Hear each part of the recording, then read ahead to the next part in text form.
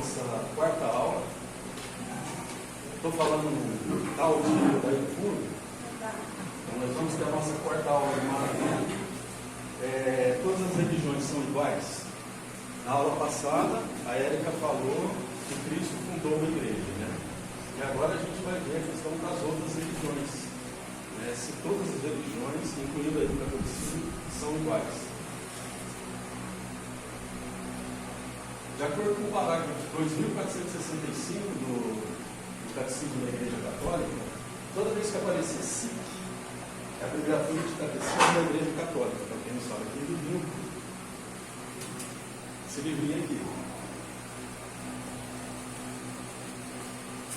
Pois é, lá no parágrafo 2465 está escrito assim: o Antigo Testamento atesta, Deus é fonte de toda verdade, sua palavra é verdade, sua lei é verdade, sua fidelidade continua de geração em geração. Uma vez que Deus é veraz, os membros do seu povo são chamados a viver na verdade. Quando Cristo estava sendo julgado perante Pôncio Pilatos, ele disse: eu vim ao mundo para dar testemunho da verdade. Em outra passagem, no mesmo Evangelho de São João, só que antes, ele diz: e vós conhecereis a verdade, e a verdade vos libertará. Ou seja, como Deus é verdade absoluta, antes de analisar o mérito, eu não vou dizer nem das outras religiões, porque não dá para analisar todas aqui, né? São milhares, de algumas outras religiões, a gente precisa fazer. É bom fazer uma breve reflexão sobre o que é a verdade do ponto de vista filosófico. Bom, para começar, vamos pelo mais básico, Qual é? Das 7 conceitos da palavra verdade. O que eu achei que tem mais a ver com o nosso tema aqui são o primeiro, quinto e sétimo significados. O primeiro, verdade é a conformidade com o real. Exatidão, realidade. Real é uma palavra que vem de res, que em latim significa coisa. Coisa é uma coisa concreta, não coisa abstrata, tá? A quinta acepção é representação fiel de alguma coisa da natureza. E o significado filosófico da palavra verdade é objeto central da reflexão filosófica, fio condutor em relação ao qual, em última instância, se definem, se aproximam e divergem as escolas filosóficas. O Catecismo da Igreja Católica também dá um conceito de verdade, lá no parágrafo 2468. A verdade, como retidão do agir e da palavra humana, tem o nome de veracidade, sinceridade ou franqueza. A verdade ou a veracidade é a virtude que consiste em mostrar-se verdadeiro no agir e no falar, guardando-se da duplicidade, da simulação e da hipocrisia. Agora, entrando na filosofia propriamente dita, um conceito assim, bem filosófico, bem sintético, e normalmente os conceitos, quanto mais sintéticos, mais sucintos, mais curtos eles forem, melhor. Esse aqui é fantástico, do Isaac Israelis, um filósofo que viveu no século X depois de Cristo. A verdade é a adequação da ideia ao objeto.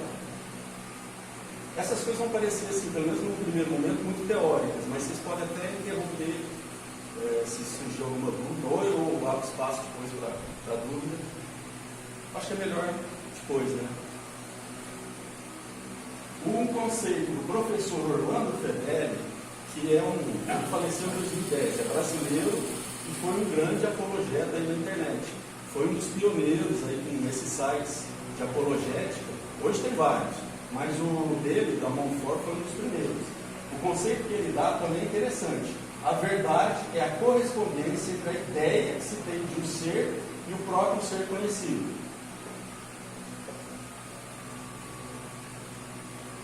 É bom a gente ver a etimologia que tem a ver com a questão da verdade, a etimologia da palavra intelecto. No latim, impus legere, que significa ler por dentro. Ou, em outras palavras, estabelecer uma ligação entre entes. O ente pessoa e o ente objeto da análise. Então, outro conceito filosófico que é interessante para a gente compreender o que é verdade é a questão da essência de um ser. Todo ser tem a sua essência. Essência é aquilo sem o que o ser não é. Bom, e buscar a verdade é buscar a essência do ser. Ficou tudo, eu acho que muito abstrato. Vamos começar a deixar um pouco mais concreto. Bom, isso. Mais um. Ó, a verdade é a adequação da ideia ao objeto. Temos aqui uma Bíblia. Né? Todo mundo concorda comigo? Ou alguém acha que tem um outro objeto aqui? Tem uma Bíblia. Se alguém olhasse para a Bíblia e falasse, é um elefante, por exemplo,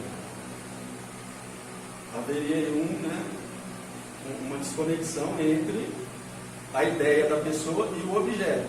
Então a verdade precisa corresponder, aquilo que a ideia que brota na cabeça da pessoa tem que corresponder ao objeto.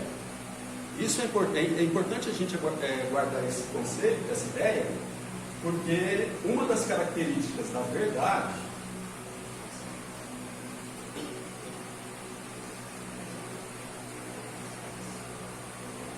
é que ela é objetiva, ou seja, ela não é subjetiva.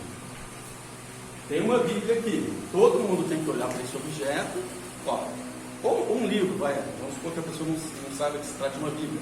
É um livro, né? É uma caneta.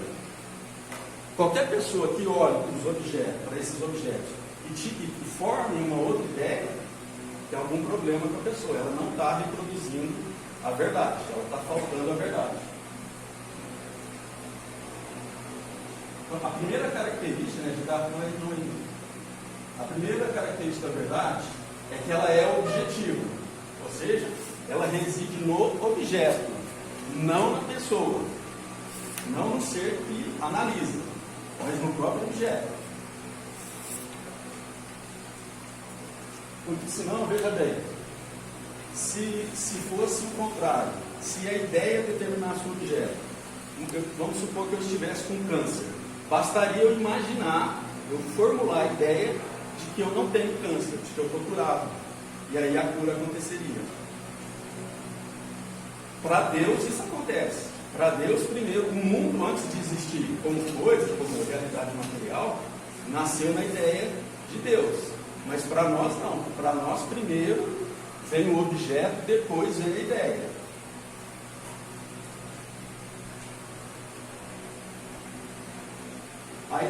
Como ela é objetiva, ela não depende da opinião de ninguém, evidentemente. Né? Ainda que todo mundo dissesse que o sol é frio, ainda assim o sol continuaria sendo quente. Lá no julgamento de Cristo, a maioria ficou contra Cristo, e nem por isso ele passou a ser culpado, ele continuou sendo inocente. A verdade é única, ou una, em contraposição à mentira ou à inverdade.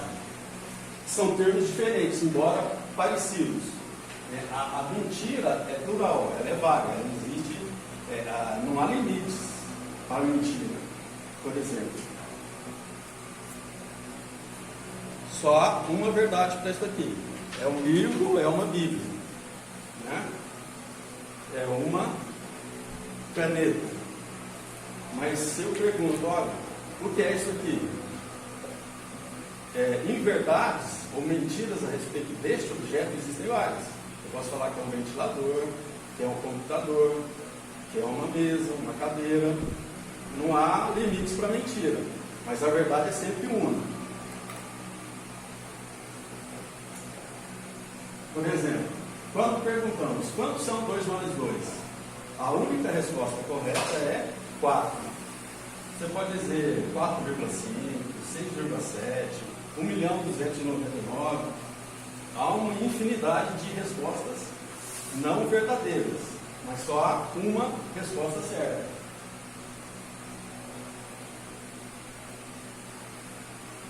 Disso decorre que não é possível você combater uma verdade com outra verdade. As verdades são complementares. Por exemplo, eu digo assim, meu nome é Paulo. É verdade? Pelo menos quem me conhece sabe que é verdade. Aí eu digo, meu nome é Paulo Roberto. São duas verdades, se complementam. Meu sobrenome é Paulino Vilar. Então são verdades que se complementam. Então verdades se complementam, mas não podem jamais se contradizer. Uma verdade não pode contradizer a outra.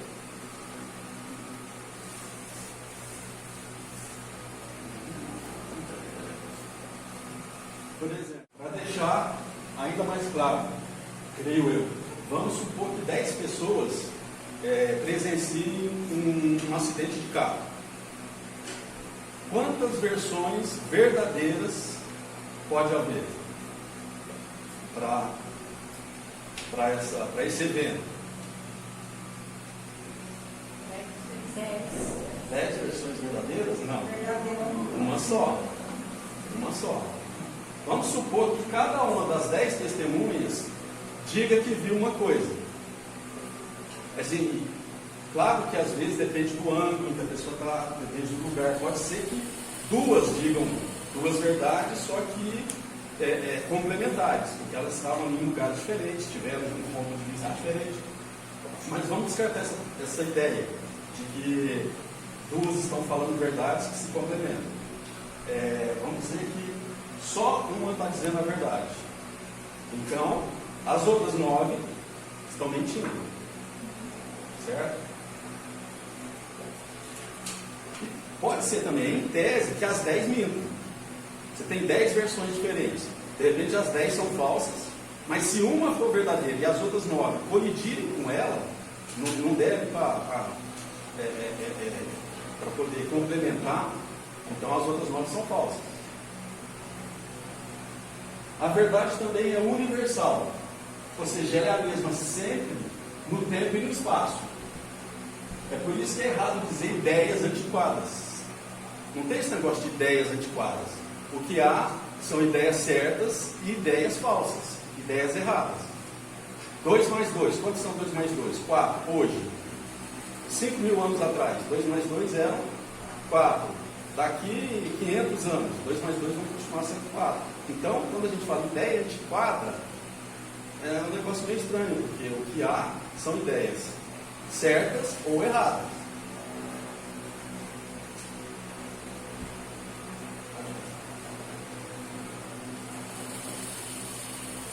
A verdade, a quarta característica é que ela é imutável. Ou seja, se ela é universal, vale para todos os tempos e lugares, ela não pode mudar. É a velha história do 2 mais 2 são 4. E se você nega, hoje está muito comum você dizer, né, que não tem verdade, tal, a verdade é relativa. Se você diz isso, você acaba negando a própria verdade absoluta, que é Deus. Por quê? Você estaria, ainda que implicitamente, se não há nada, nenhuma verdade absoluta, tudo no mundo, no universo é mutável, o próprio Deus é mutável, o próprio Deus muda. Ele não é um ser estático, ele não é um motor imóvel, ele vai ser um ser que está ali mudando sempre, o que a gente sabe que não é verdade. Muitos falam assim, né? A verdade não existe. Só que essa afirmação contém uma contradição em si mesma. Por quê? Veja bem, vamos analisar a frase.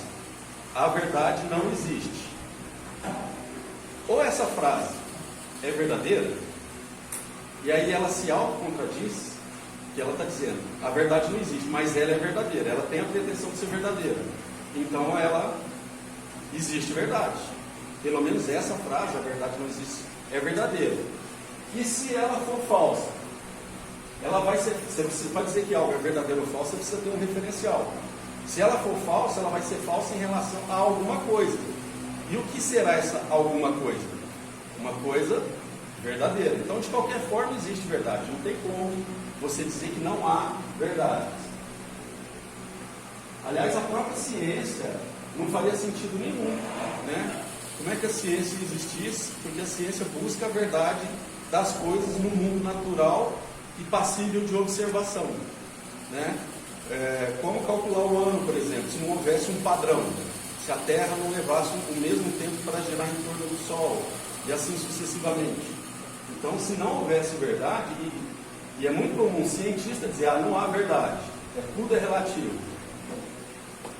Então, eles estão perdendo tempo, porque a ciência consiste em buscar a verdade sobre alguma coisa específica.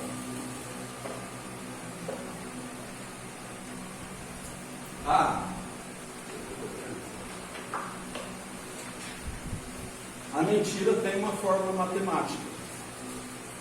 Vocês sabiam disso? Vou escrever aqui, eu acho que todo mundo enxerga, né?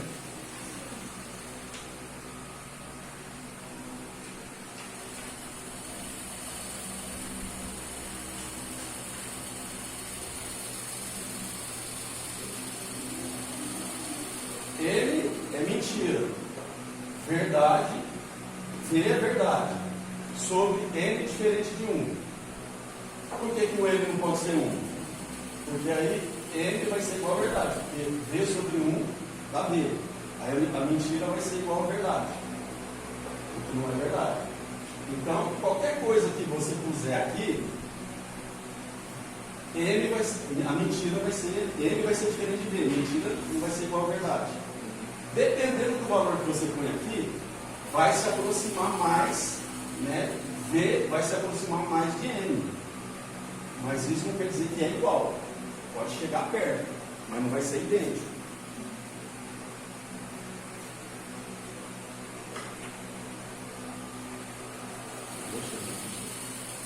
Pois é, como eu disse, há mentiras. Vamos fazer aqui a distinção entre mentira e inverdade. Porque mentira é aquela. Toda mentira é uma inverdade, mas nem toda inverdade é uma mentira. Mentira tem o componente aí, vou usar um termo aqui, depois eu explico, componente anímico.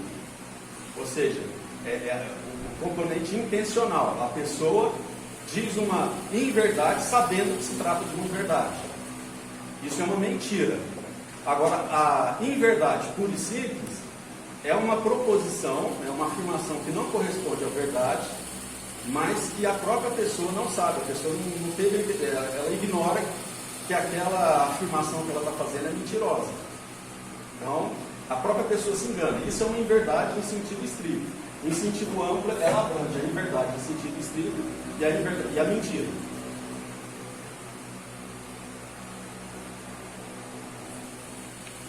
Quanto mais a verdade se aproxima da mentira, mais ela engana. Quanto mais sutil é o veneno, mais perigoso ele é. Vou dar um exemplo. Se eu pegar aqui uma metralhadora e apontar para uma metralhadora, aí a pessoa não vai ter chance. Mas se eu pegar um facão, se eu pegar um machado e for para cima de alguém aqui, a pessoa imediatamente vai perceber que eu estou querendo atentar contra a vida dela. Então ela vai fugir ou vai tentar de alguma forma se defender.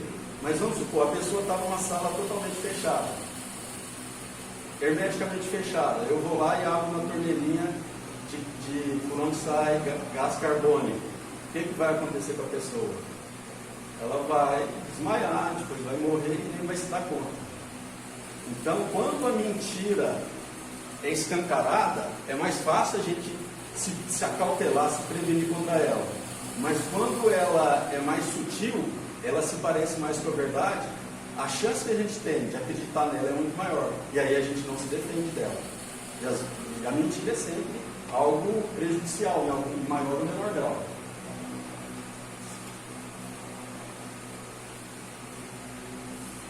Também é bom a gente também fazer a distinção entre o que é verdade e o que é verossimilhança.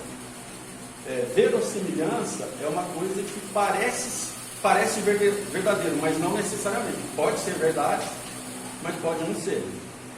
Por exemplo, eu posso dizer, na hora que eu estava subindo a escada, eu tropecei e caí. Isso é algo verossímil? É algo assim, possível de acontecer? Tem aparência de verdade? Mas eu não tropecei. É uma inverdade. mas é uma inverdade verossímil. Agora, se eu falo que eu dei um salto e toquei a lua com a mão, alguém vai acreditar? Por quê? Porque é uma verdade completamente inverossímil. Ali é uma verdade não, uma inverdade completamente inverossímil.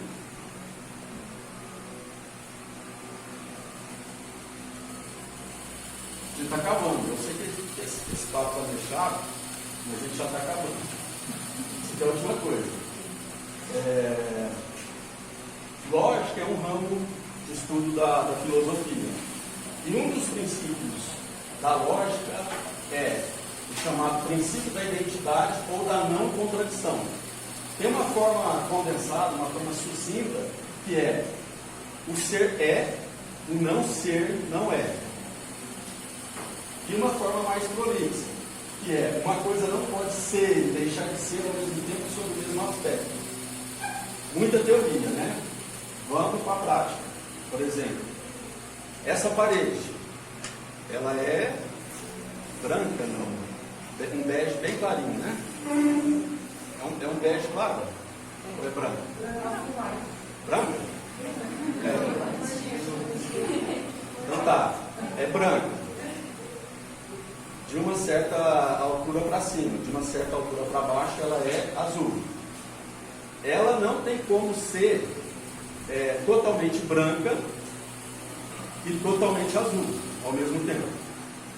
Entendeu? Sob o aspecto da cor, ela não tem como ser azul por completo ou bege por completo, ou uma coisa ou outra, ou até uma outra cor, mas ela pode ser em parte bege, em parte azul, como de fato ela é.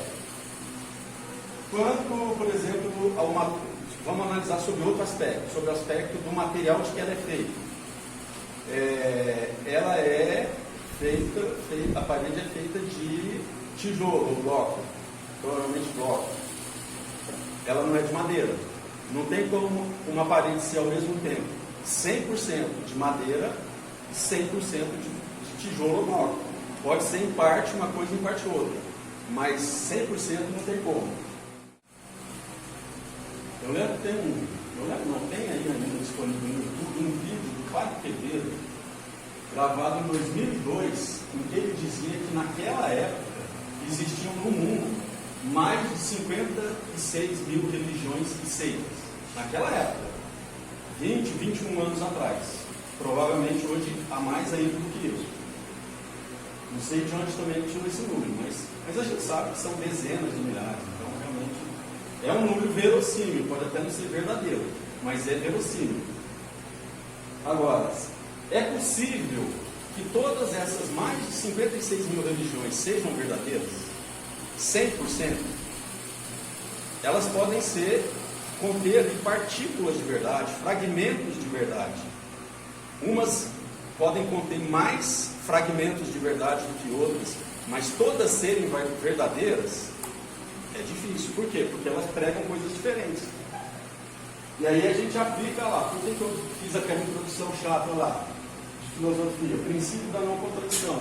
Uma coisa não pode ser e deixar de ser ao mesmo tempo sob o mesmo aspecto.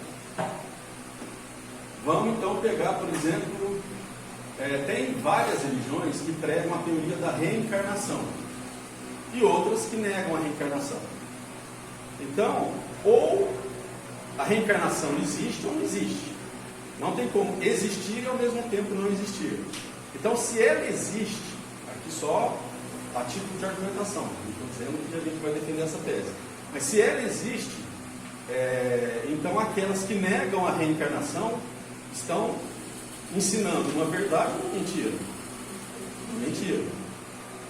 E se ela existe, todas as religiões, incluindo a católica, que negam a reencarnação, elas é que estão enganadas. Então elas não podem estar ensinando a verdade. E a verdade, aliás, a mentira não pode jamais ter o mesmo valor que a verdade. Jamais, jamais, jamais. Por mais que ela se aproxime da verdade, a verdade sempre há de prevalecer. Aí, visto isso, a gente vai começar a analisar algumas contradições que há entre algumas religiões ou princípios ditos religiosos e o catolicismo. Vamos lá, reencarnação. Que também, na linguagem técnica, é conhecida como metempsicose ou transmigração da alma. São expressões assim mais bonitinhas, mas que significam reencarnação. Vamos pensar assim, gente. Eu não sei fazer nada na cozinha, nada. Eu não sei passar um café. Mas aqui tem muita gente que sabe. Não sei. Vamos supor que para fazer um bolo, um determinado bolo, um bolo X, você precise de 10 ingredientes. E além desses 10 ingredientes, eles têm que vir numa determinada dose. Senão, vai atrapalhar o negócio. Né? Se você coloca mais um ingrediente que a receita manda, não vai sair aquele bolo. Vamos supor que em vez de 10 ingredientes, a pessoa tenha colocado 9. Nós temos rigorosamente o mesmo bolo. Você vai ter um bolo, de repente, até parecido, mas não vai ter o mesmo bolo. Certo? O ser humano, não vou nem entrar na questão do espírito, mas a personalidade do ser humano é composta de temperamento mais caráter. Temperamento é genético. Né? Tem até aquela história dos 4 temperamentos: melancólico, fleumático, colérico e sanguíneo. E caráter é o conjunto, assim, é formado, a pessoa vai adquirindo ao longo da vida. É a educação que a pessoa recebeu, sabe? É o meio que a pessoa vive. Então tudo isso, porque a gente passa na vida, isso ajuda a formar a nossa personalidade. Então vamos supor, se eu tivesse nascido filho dos mesmos pais, como no bolo, ó, os ingredientes do bolo. Tem vários ingredientes que agem entre si para formar a minha personalidade, para formar quem eu sou. Vamos supor que eu tivesse, em vez, com a mesma carga genética, filho dos mesmos pais, tivesse até o mesmo nome, mas se eu tivesse nascido e vivido no Japão, eu teria a mesma personalidade que eu tenho? De forma alguma.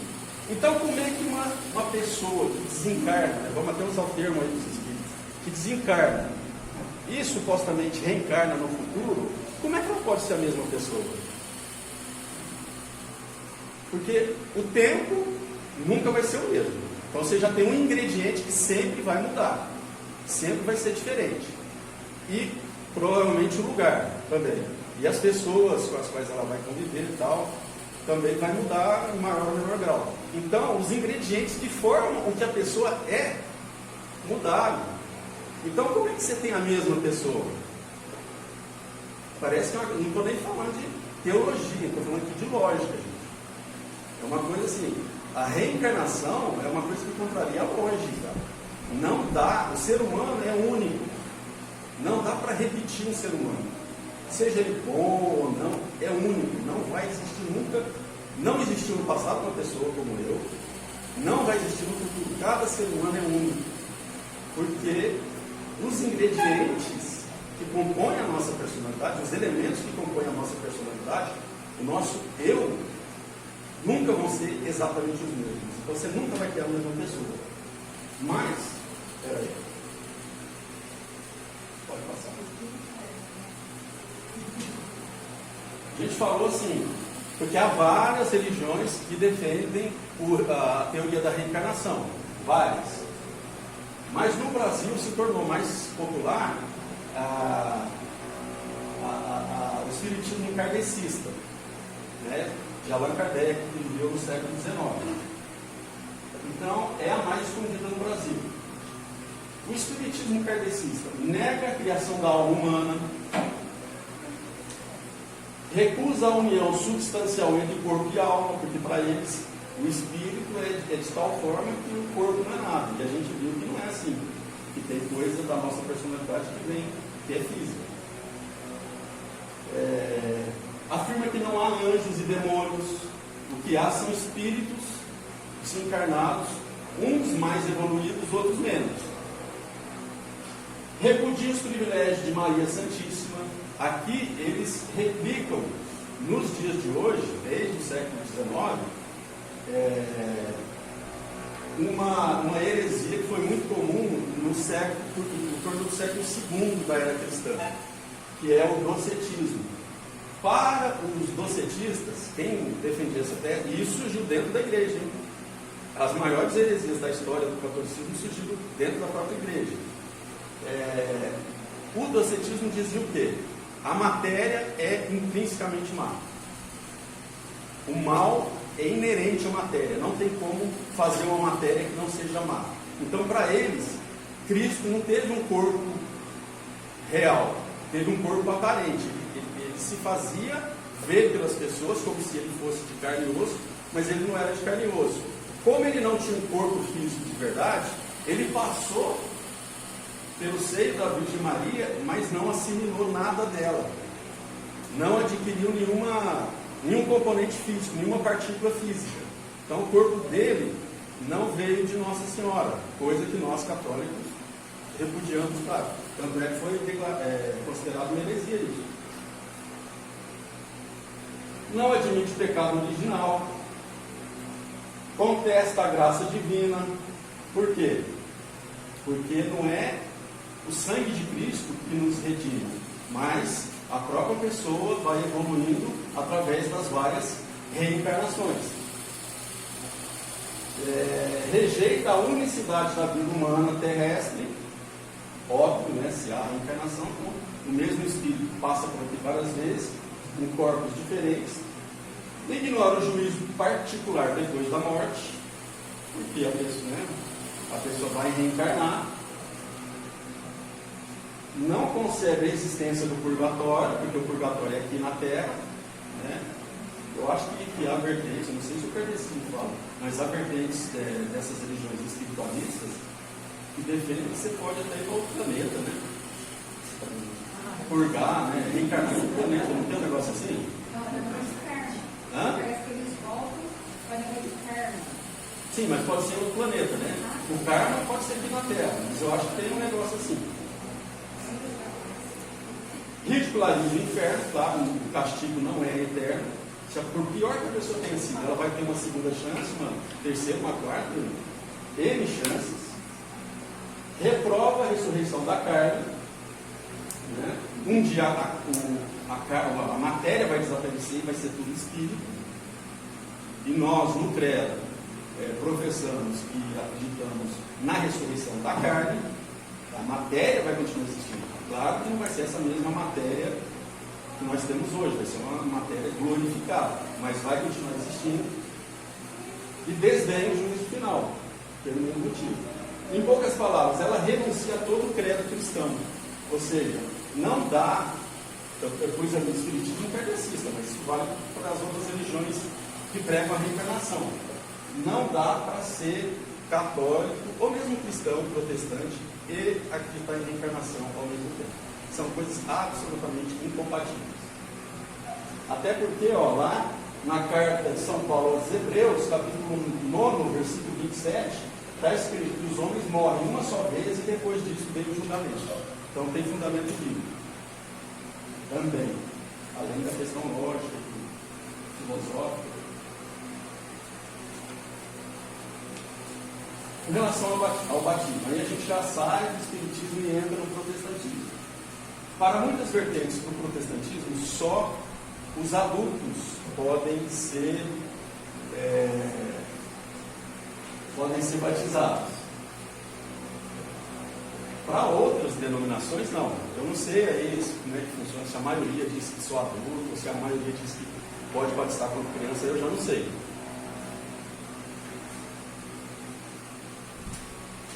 Para nós, qual que é o hábito? Dá para batizar depois de adulto? Dá, mas qual é a regra? Batizar quando é criança. E isso tem fundamento bíblico. Como eu estou falando de protestantismo, não adianta falar aqui de tradição, dos costumes cristãos desde o primeiro século. Eles não vão aceitar isso, eles rejeitam a tradição, eles só aceitam a Sagrada Escritura. Então está escrito aqui, nessas passagens, que os apóstolos, lá no São Paulo, São Paulo batizou lá o fulano de tal e a família dele inteira. E em família, ainda mais naquela época, não havia pílula, é de se esperar que houvesse muitas crianças. Então, batizou a família inteira, batizou criança também.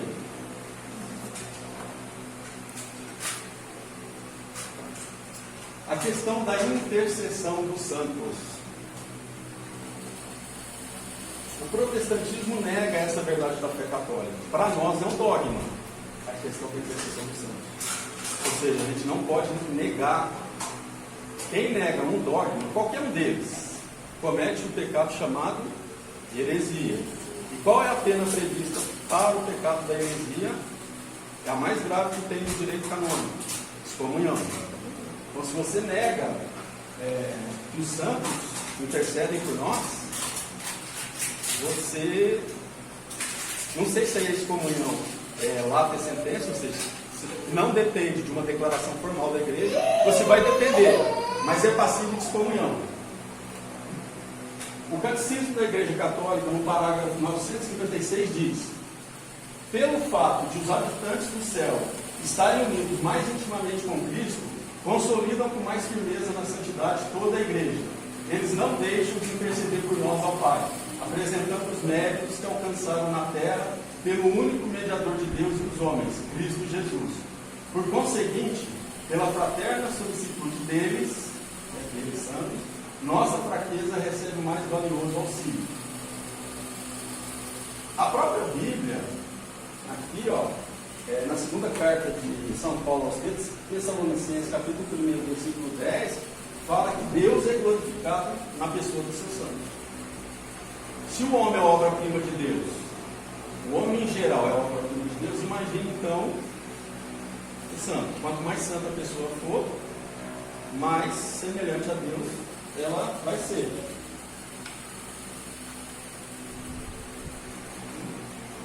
Aqui, uma das coisas que, um dos argumentos, como eu disse, vamos lá,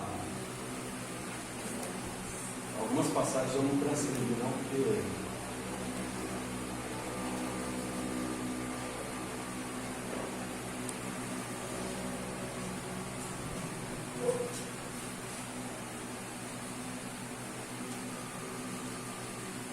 um dos argumentos que os protestantes, principalmente, eu não sei se todos os protestantes, mas pelo menos os evangélicos, e eu já tive contato de perto com o evangélico, já tive chefe evangélico, que fazia de tudo para me converter,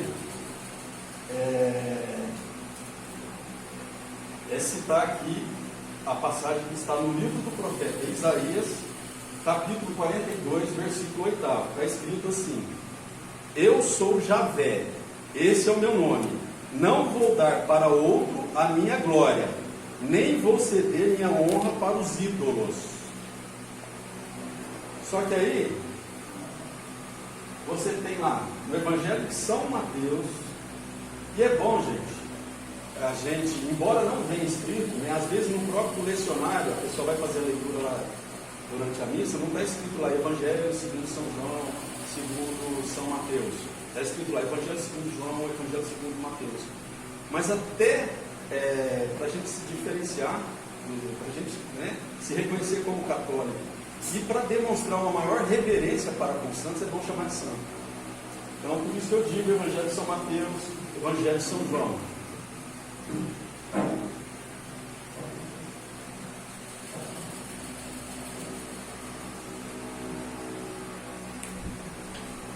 Lá dizia, né, Isaías 42:8, que Deus não ia dividir a glória dele com ninguém. Lá no Evangelho de São Mateus 19:28, Cristo diz assim: eu garanto a vocês, conversando com os discípulos dele, no mundo novo, quando o Filho do Homem se sentar no trono de sua glória, vocês que me seguiram também se sentarão em 12 tronos para julgar as 12 tribos de Israel. Ele está, de certa forma, repartindo a glória dele com os santos, os apóstolos, né? Tirando Judas, os apóstolos, todos são santos. E lá, em São João, capítulo 17, 22.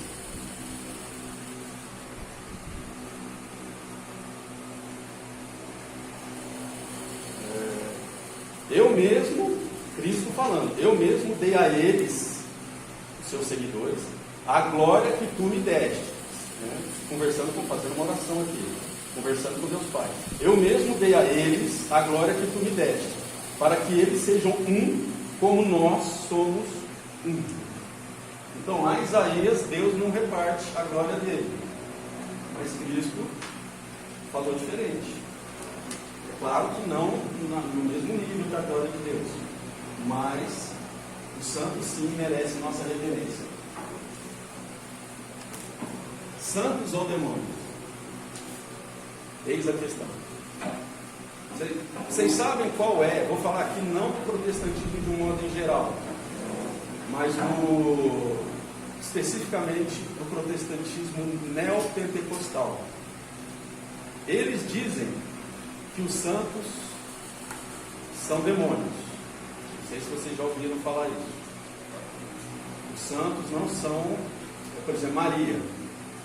Quando a gente reza para Maria, que para eles é assim, ou todo mundo está morto, aguardando o dia do juízo final, ou, ainda que estejam vivos lá no paraíso, eles não podem nos ouvir. E, segundo eles, Satanás é muito esperto. Ele quer roubar a glória de Deus.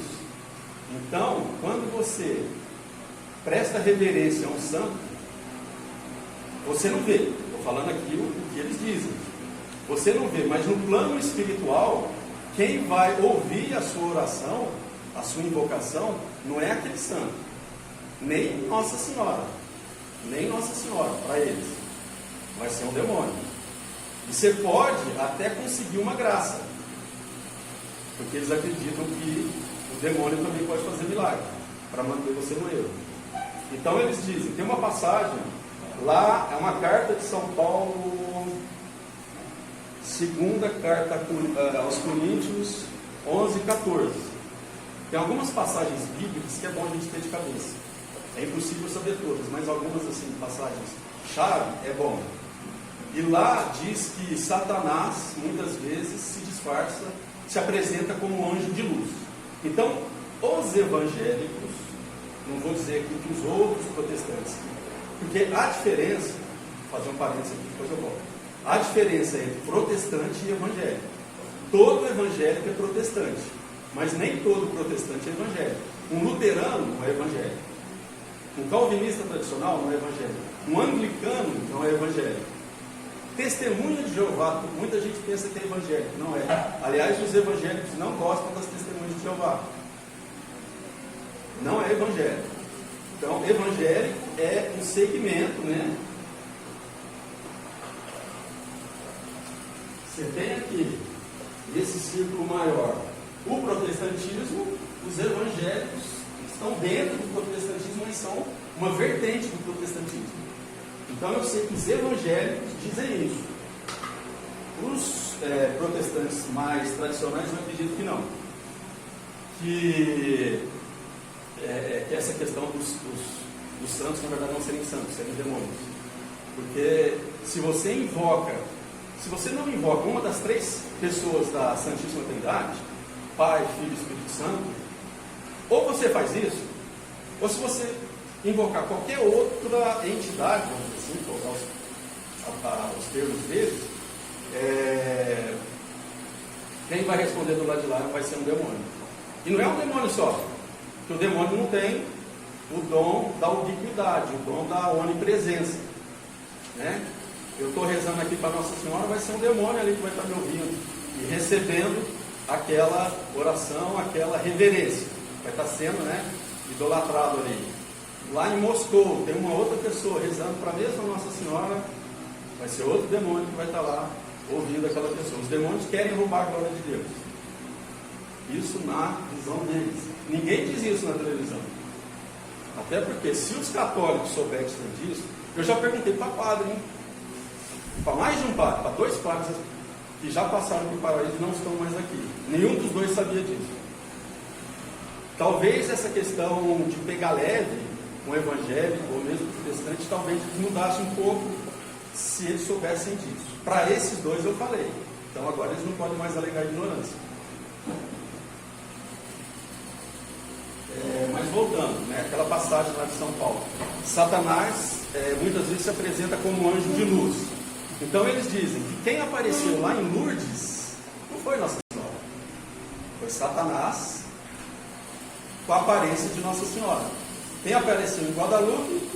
Satanás. Em Fátima? Satanás. Então essas aparições todas, segundo os evangelhos, são, ou é o próprio diabo, o chefe dos demônios, ou é algum demônio que está ali vindo roubar a glória que é devida somente a Deus. Bom, a gente viu com a Érica na semana passada que a fé católica se sustenta sobre 3 pilares: a sagrada tradição, a sagrada escritura e o sagrado magistério. O protestantismo baseia-se apenas na sagrada escritura. E eles têm lá, desde Lutero, o que é chamado de 3 solas. 3 solas do Lutero, não é sola de sapato aqui. Sola, em latim significa só. Então a gente tem sola fide, só a fé. Sola gratia, com T, mas pronuncia-se com C aqui. Sola gratia, só a graça. Sola escritura, só a escritura, só a Bíblia. Então eles rejeitam a tradição e o magistério, por razões óbvias. Se eles fossem seguir a tradição e o magistério, seriam que eles deveriam obediência ao Papa. Como eles não se subordinam ao Papa, eles rejeitam isso. Argumentos contrários a essa teoria dos 3 solas. Refutando sola fide. O que diz a sola fide? Só a fé é suficiente. Basta a fé que você já está salvo. Se você aceitar Jesus, mesmo que você vive o Fernandinho Belamar depois, não interessa. Na última hora, no momento que você estiver morrendo, Cristo vai lá, se você aceitou Jesus, e não deixa o diabo levar sua alma. Basta ter fé. Só que isso aí contraria várias passagens bíblicas. Por que eu estou citando passagens bíblicas? Reitero, porque com protestante, quando vocês forem conversar com protestante, não adianta falar de tradição nem de magistério da igreja.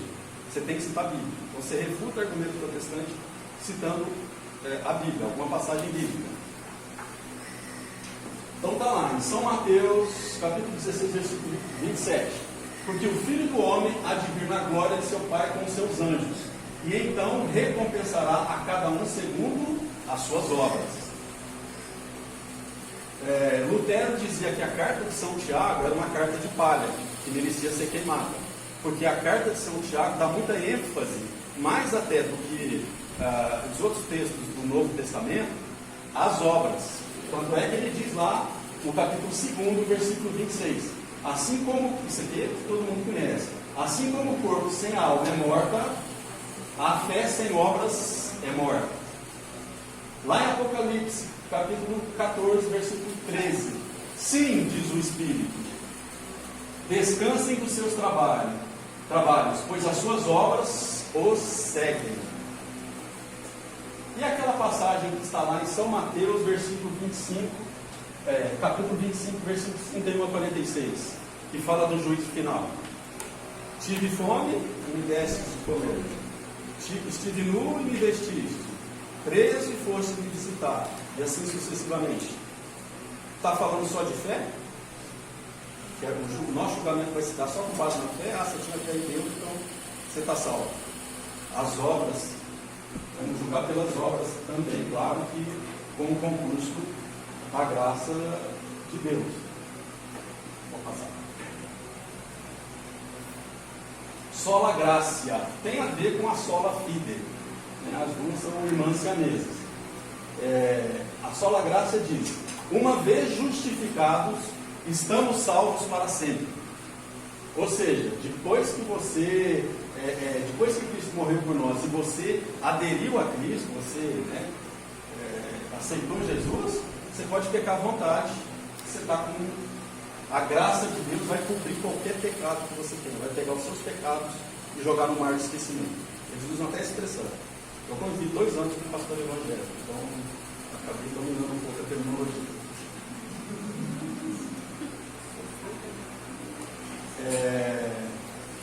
Primeira carta de São João, já não é o Evangelho de São João, primeira carta de São João, 2,4. Aquele que diz conhecer a Deus, mas não guarda os seus mandamentos, é mentiroso e a verdade não está nele.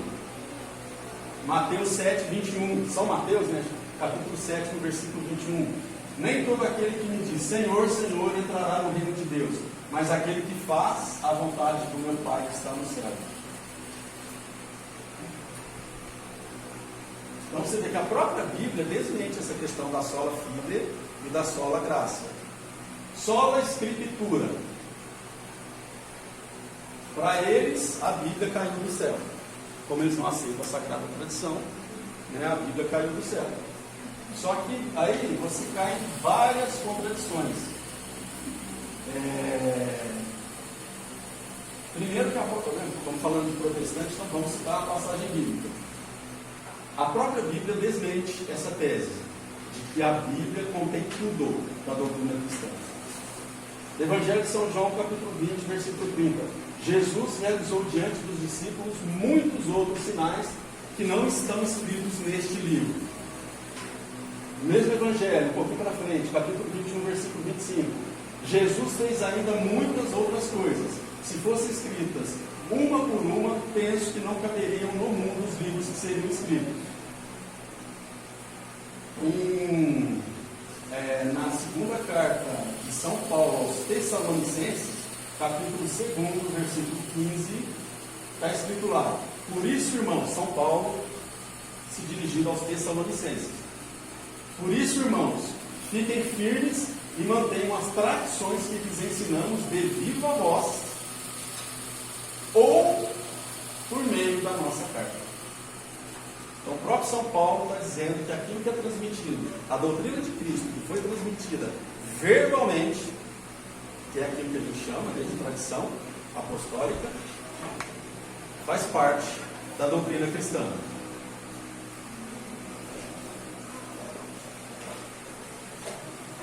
Outra passagem, São João, capítulo 16, versículos 12 e 13.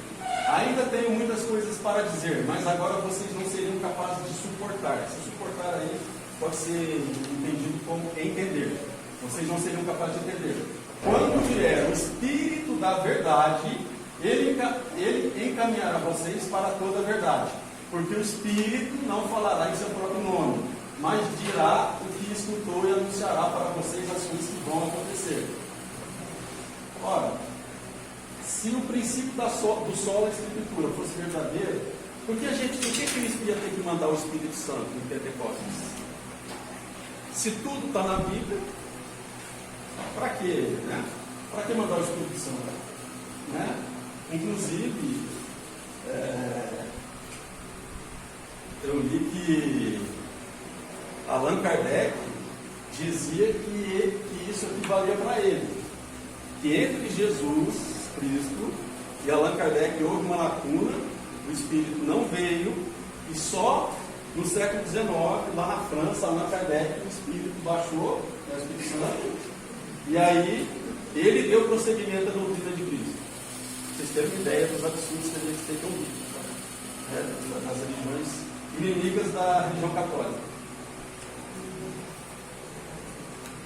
Veja bem, a imprensa, foi só a partir da imprensa que foi possível você replicar textos escritos de forma automática. Antes era tudo manual. Como é que a Bíblia chegou até 1439? Porque foi em 1439 que a imprensa foi inventada. Monges copistas. E isso vale não só para os textos sagrados, vale também para outros textos da antiguidade que chegaram até nós. Porque não era assim, escrevia lá e valia e durava o resto da vida. A gente sabe, você escreve numa folha hoje, daqui 30 anos já não está igual. Ela já está ali consumida pelo tempo. Então o que acontecia?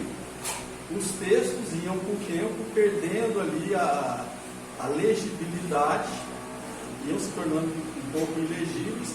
Para impedir que esses textos se perdessem, eles copiavam manualmente. Os protestantes dizem, a Igreja Católica faz de tudo para que o católico não leia a Bíblia.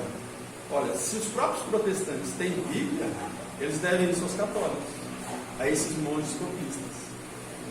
Até porque a maioria da população, até 2 séculos atrás, era analfabeta, né? Os sacerdotes eram dos poucos que sabiam ler e escrever.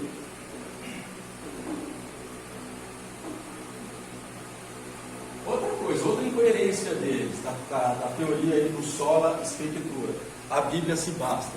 Qual é o livro da Bíblia que diz, os livros sagrados são estes? 2 pontos. Aí arrola os livros sagrados. Não tem nenhum livro bíblico. A própria Bíblia não diz quais são os livros que devem ser considerados católicos. Inspirados por Deus. A própria Bíblia não diz. Então, de onde saiu isso? Então, como é que a Bíblia pode se bastar a si mesma? Vocês terem uma ideia, o primeiro livro do Novo Testamento foi a primeira carta de São Paulo aos Tessalonicenses. E esse foi o primeiro livro do Novo Testamento. Ele foi escrito mais ou menos entre os anos 50 e 51. Ou seja, aproximadamente 2 décadas depois da paixão, morte e ressurreição de Cristo. Durante esses 20 anos aí de lacuna, não houve vivência cristã? Foi preciso aparecer o primeiro texto cristão escrito da história para existir cristianismo. Então foi São Paulo que deu início ao cristianismo. Durante esses 20 anos não houve prática cristã? Deixa eu ver aqui.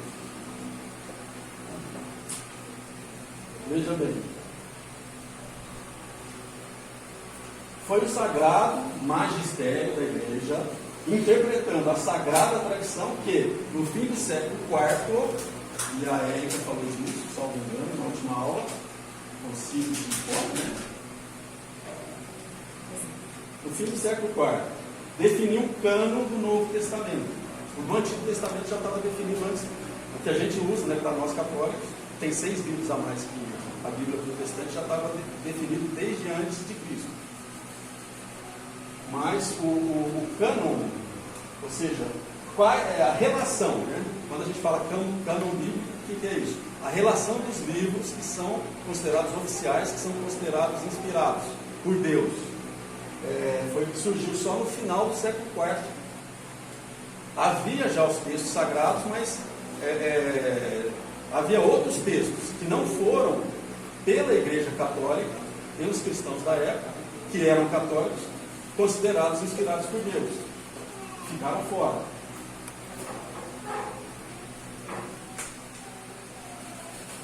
Ou seja, assim, é uma questão de lógica, né? Tem um princípio que diz assim, é outra questão de lógica, vamos voltar lá para a filosofia. O efeito não pode ser maior do que a sua causa. Por exemplo, se eu tenho uma bomba de 10 megatons, eu posso causar uma destruição compatível com aquela destruição que uma bomba de 10 kilotons provoca. Eu não tenho como causar uma destruição superior ao que, por exemplo, uma bomba de 10 megatons causar uma destruição compatível com uma bomba de 20 kilotons. Isso não é possível. Porque o efeito não pode ser maior que a causa. Só que para os protestantes, eles ignoram essa questão. Por quê? A Bíblia é como se fosse um efeito da Igreja Católica. Agora, como pode o efeito Bíblia ser maior do que a Igreja Católica? Causa do cânon bíblico. Vocês percebem? Não tem lógica. Não é nem questão de fé, é questão de lógica. Fazendo assim uma comparação bem grosseira, é como se a pessoa que aceita a Bíblia, protestante, aceita a Bíblia, porque o Novo Testamento deles é igual ao nosso. O Antigo Testamento ele tem 7 livros a menos. Mas o Novo Testamento é o mesmo, ele segue o nosso, que foi definido pela Igreja Católica. Como é que eles podem aceitar a autoridade da Bíblia e negar a autoridade da Igreja Católica? É mais ou menos como uma pessoa aqui no Brasil aceitar a autoridade da Constituição Federal, mas negar a autoridade do Congresso Nacional, da Assembleia Nacional Constituinte, que promulgou a Constituição. Vocês percebem? A Bíblia não pode ser superior à igreja. O efeito não pode ser maior que a causa. Questão de lógica também, não só de fé.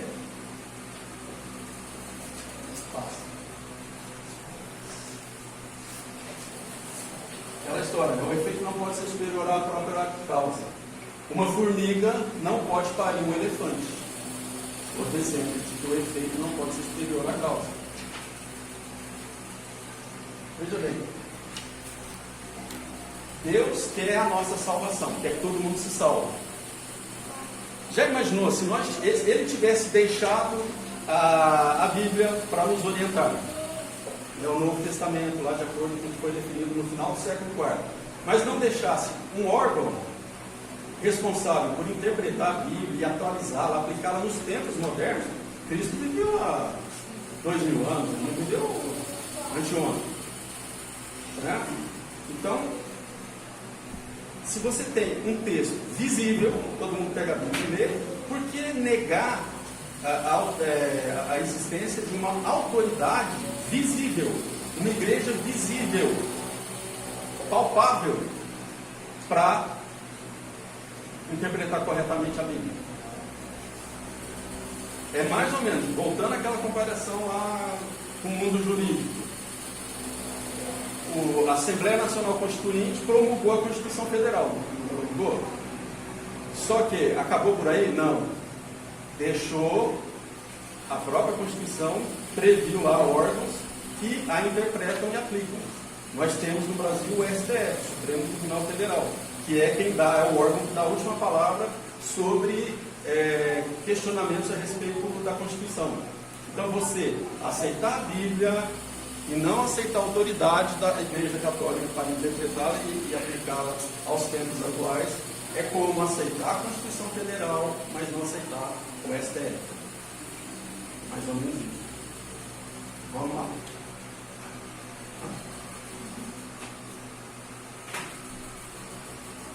Como é que eles saem dessa enrascada?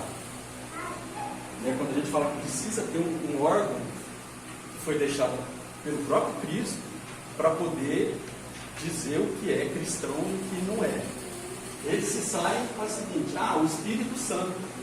O Espírito Santo guia as pessoas, o Espírito Santo ilumina.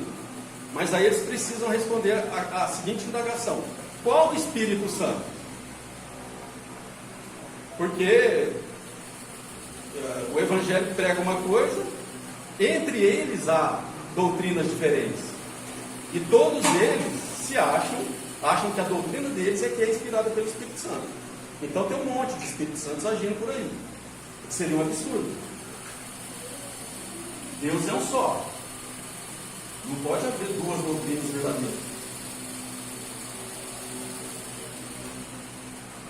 A gente viu, nem tudo está na Bíblia, né? Isso a gente já... Porque veja bem, e os problemas que surgiram nas últimas décadas, nos últimos séculos, principalmente agora no século XX? Por exemplo, questão da pílula anticoncepcional. Onde é que eu acho na Bíblia alguma passagem que proíba ou autorize o uso de pílula anticoncepcional? Onde está na Bíblia? Você pode ler a Bíblia de cabo a rabo, não vai ter, evidentemente, porque surgiu na década de 50.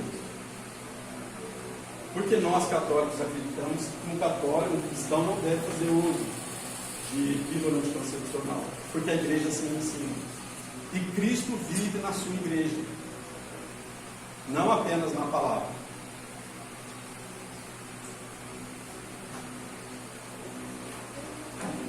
Desde que o protestantismo surgiu, né? Veio Lutero, depois veio Calvino, depois veio Zwingli, depois veio não sei mais quem, e foi virando, né, aquela coxa de retalhos. O cristianismo foi se dilacerando cada vez mais.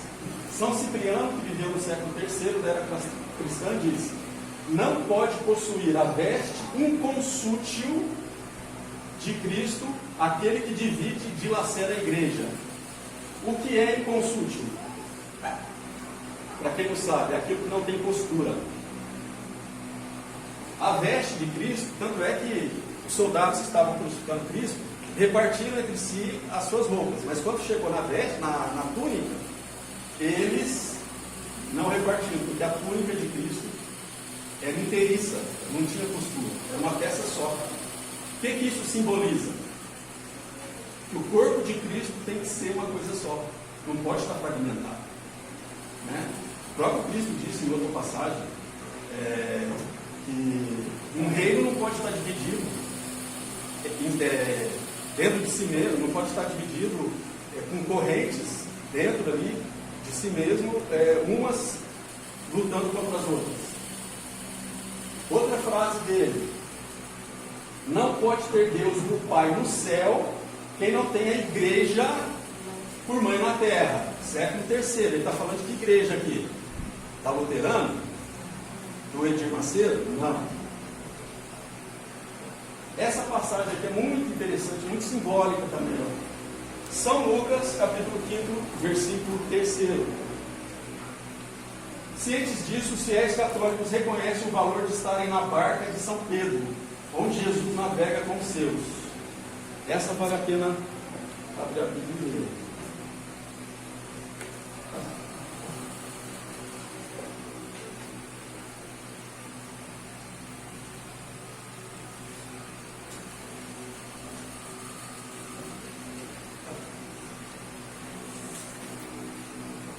Subindo numa das barcas, que era de Simão Pedro, pediu que se afastasse. Quem pediu? Jesus Cristo. Pediu que se afastasse um pouco da margem. Depois sentou-se e, da barca, ensinava as multidões. Essa barca de São Pedro, a Bíblia tem muito disso. Às vezes ela relata um fato histórico, mas que é carregado de simbolismo. A barca de São Pedro representa a igreja fundada sobre São Pedro, Mateus capítulo 16, São Mateus capítulo 16 e 18. A igreja presidida por São Pedro e atualmente pelo Papa Francisco.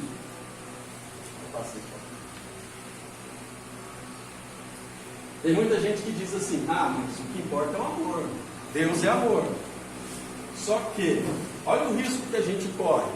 Se não houver uma autoridade competente para definir o que é amor, a gente cai no relativismo moral. Porque o que é amor? Outros falam bom senso.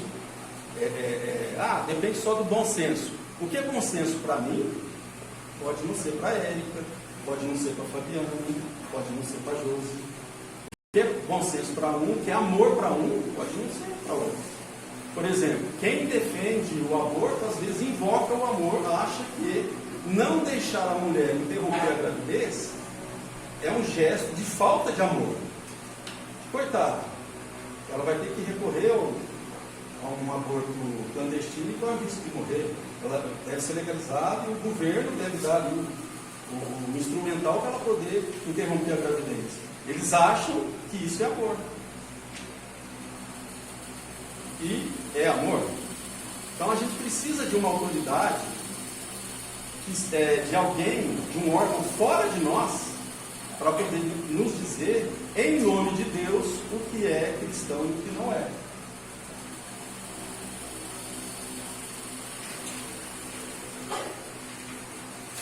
Todas as religiões levam a Deus? Ora, como eu disse, se há milhares de religiões, se ou todas estão falsas, ou se uma for verdadeira, todas as demais são falsas. Então, vamos partir do pressuposto, a Igreja Católica é a verdadeira. A Igreja Católica é a verdadeira. Então as outras estão ensinando coisas que não correspondem à verdade. Ora, Deus é a suprema verdade. Como pode uma religião, uma seita, uma doutrina religiosa levar a Deus uma que não seja verdadeira, que pregue inverdades ou até mesmo mentiras, levar a Deus que é pura verdade? Somente uma religião que pregue a verdade pode de fato levar a Deus que é a suma verdade. Parece óbvio isso, né? É aquela história, o efeito não pode ser maior que a causa. Uma religião não verdadeira vai ser causa de você conseguir chegar a Deus, que é o efeito. O efeito vai ser superior à própria causa. Não dá. A mentira, uma comparação interessante. Uma estrada esburacada e mal sinalizada pode levar com segurança alguém até o seu destino? A mentira não pode ter o mesmo valor da verdade.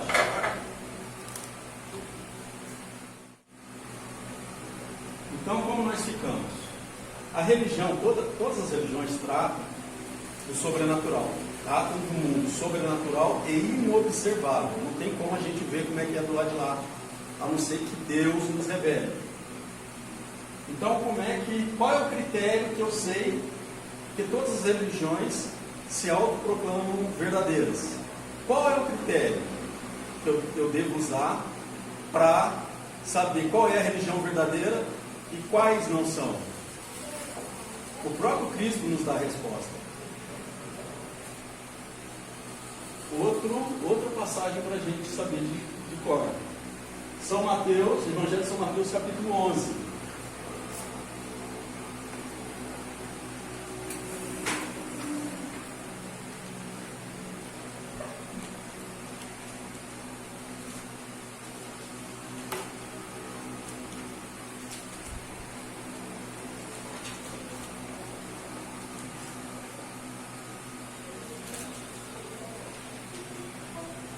João estava na prisão.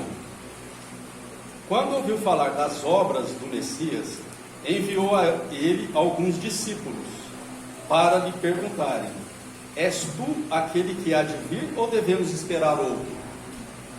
Jesus respondeu, olha aí Jesus dando para nós o pulo do gato, como a gente distingue o que vem de Deus daquilo que não vem. Jesus respondeu: voltem e contem a João o que vocês estão ouvindo e vendo. Os cegos recuperam a vista, os paralíticos andam, os leprosos são purificados, os surdos ouvem, os mortos ressuscitam, e aos pobres é anunciada a boa nova. Do que Cristo está falando aqui, basicamente? Os milagres.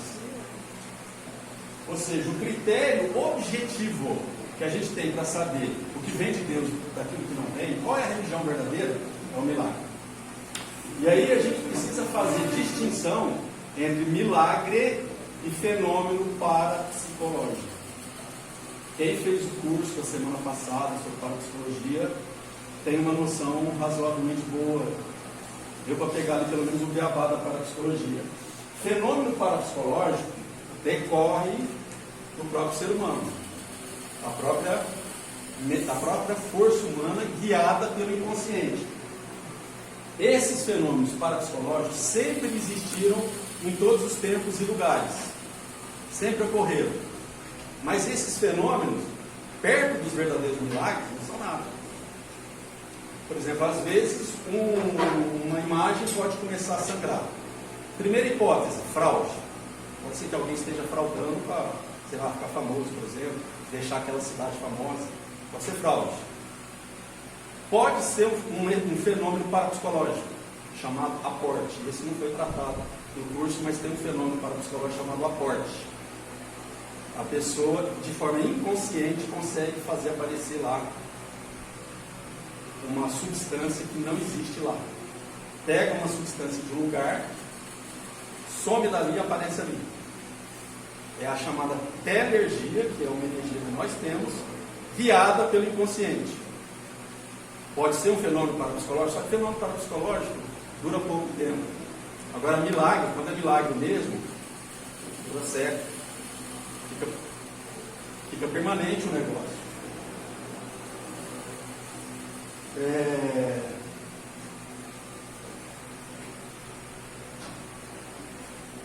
Milagre, então, eu não sei se foi o padre Quevedo que definiu o milagre dessa forma, que milagre é a assinatura de Deus. Então a gente às vezes pensa, por que Deus cura uns, e ao longo da história curou uns, curou outros. Não é questão de ser mais simpático a uns, menos simpático a outros. É porque, por algum motivo, ele quer provar ali, para aquelas pessoas, daquele ambiente ali, que a verdadeira doutrina, que é para ser seguida, é a doutrina católica. Antes de Cristo, esses fenômenos já existiam, desde antes de Cristo, e continuam existindo até hoje. Fenômenos parapsicológicos. Milagre, e ocorre em qualquer ambiente, em qualquer lugar.